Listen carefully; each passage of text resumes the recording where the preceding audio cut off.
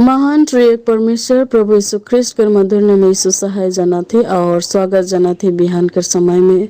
जहाँ हमने के परमेश्वर फिर से एक मौका दे है, समय दे है। परमेश्वर के हार्दिक धन्यवाद देबोई और होक और हमने विश्वास करबोई और हमने के जाने कोई कि आज जे हमने के दिन ब दिन एक दिन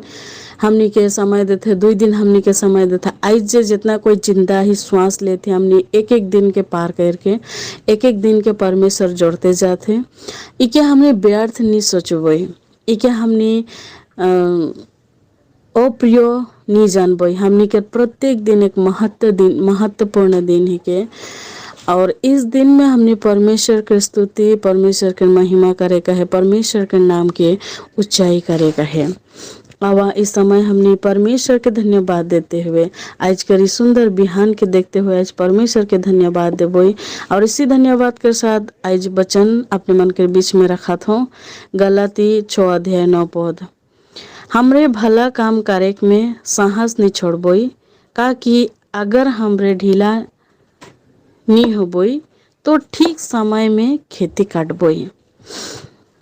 धन्यवाद हो परमेश्वर के कहा थे वचन में जे भला काम करे के लेकिन हमने साहस नहीं छोड़बोई हमने ढीला नहीं होबोई तब है हमने ठीक समय में खेती काटबोई। आज हमने जानीला सबे कोई असंबसी राइजमन जितने कोई यही सबे कोई खेती कोनो न कोनो खेती हमने करेला और खेती के बारे में भल से हमारे जानकारी है और वो खेती के हमने एक बार रोपेला और ओकर जखन काटे के समय आवेला हमने काटिला उटा हमने के प्रतिदिन के जीवन के रूटीन ही के वही नियर आज हमने प्रतिदिन के जीवन के रूटीन जेटा नहीं कि काटबोई खेती काटबोई कौन खेती के काटबोई एखान से लेकर अब अथवा जन्म से लेकर हमने यीशु मसीह के आवे समय तक हमने कैसन विश्वासी है हमने कितनाटा परमेश्वर में विश्वास करेला कितनाटा परमेश्वर के विश्वास करी और कितना हमने के परमेश्वर के आज्ञा देवल की कितना के पालन करी उ सब के हैं हमने पाछे काटे बोई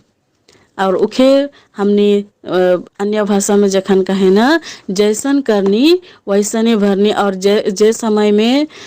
हमने के जैसन हमने करी उसी प्रकार हमने के परमेश्वर फल दी और उसी समय हमने उस धान के कड़ में हमने भाल गई थी हमने भाल से रोई थी कि नी रोई थी ओके हमने पाछे घूम पबोई तो आवा हमने भाला करे के लिए भलाई करे के लिए हमने के कहियो साहस नहीं छोड़े खोई हमने के कहियो ढीलांग नहीं होई खोई हम तब ही हमने ठीक समय में खेती के काटबोई आवा परमेश्वर पिता इस वचन से अपने मन के बहुत याद कर आशीष करो। धन्यवाद।